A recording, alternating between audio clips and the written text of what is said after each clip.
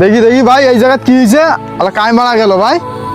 ভাই কায় মারা গেছে এইখানে? ওই যে ভাই এই বাড়ির একজন মারা গেছে। ও কখন মারা গেছে?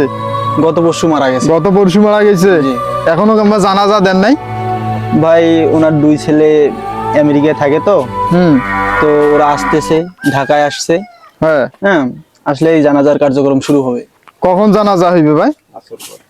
এই আসর বাদ জানাজা হবে। ও। ওরা আস্তে আস্তে মনে করেন যে 3-4টা বাজতে পারে, তো ও, আচ্ছা ভাই। আসর বাদ জানাজা শুরু হবে। আচ্ছা।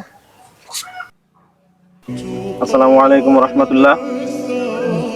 আজকে আমরা এই মৃত্যুর জানাজায় উপস্থিত। আমরা জানি আমাদের এই ভাই দুনিয়া ছেড়ে চলে গেছেন। উনি দুনিয়া ছেড়ে চলে গেছেন, ওনার কিন্তু ওনার দুটো যোগ্য সন্তান এই দুনিয়ায় আছে।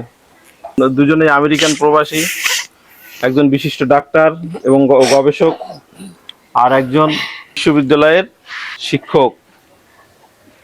তো যিনি আজকে মারা গেছেন উনিও একজন গর্বিত পিতা। আমাদের এই মৃত ভাইয়ের দুটো যোগ্য সন্তান আছেন। আমি আশা করব আমরা জানি যে মৃত ব্যক্তির সব থেকে উত্তম জানাজা কোনটা? ওই মৃত ব্যক্তির যদি সন্তানেরা তার জানাজার নামাজ পড়ায়, এটা সব থেকে উত্তম, তাই না? জি। তো আমরা আশা করব এই মৃত ভাইয়ের দুইটা যোগ্য সন্তান আছে, তারা আজকে আমাদের এই তার নিজের পিতার জানাজা সম্পন্ন করবেন। দুইজনে হুজুর, আমরা তো জানাজা পড়াইতে পারি না, আপনি পড়েন। বাবা তোমার হুজুর আমরা তো জানাজা পড়াইতে জানি না, তা আপনি বাবা তোমার ছেলে নাই?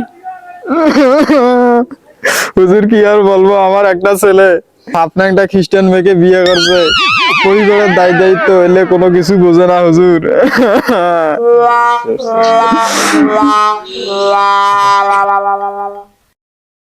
এই বৃষ্টি আছে। জানাজা, এই বৃষ্টি থামলে আমরা জানাজা শেষ করবো ইনশাআল্লাহ। বৃষ্টিতে থামলে চলেন আমরা একটু ওই যে ইয়েতে দাঁড়াই।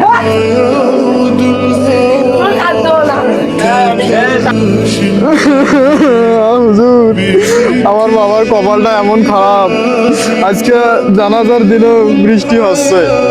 এই বৃষ্টির মধ্যে কাদের মধ্যে কিভাবে সেজদা দেবে?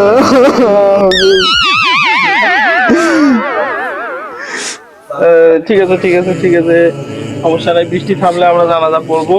দেখো, এত উচ্চ শিক্ষিত, জানাজার নামাজে আবার নাকি সেজদা দেওয়া লাগে। এটাও জানে না জানাজার নামাজ কিভাবে পড়া লাগে।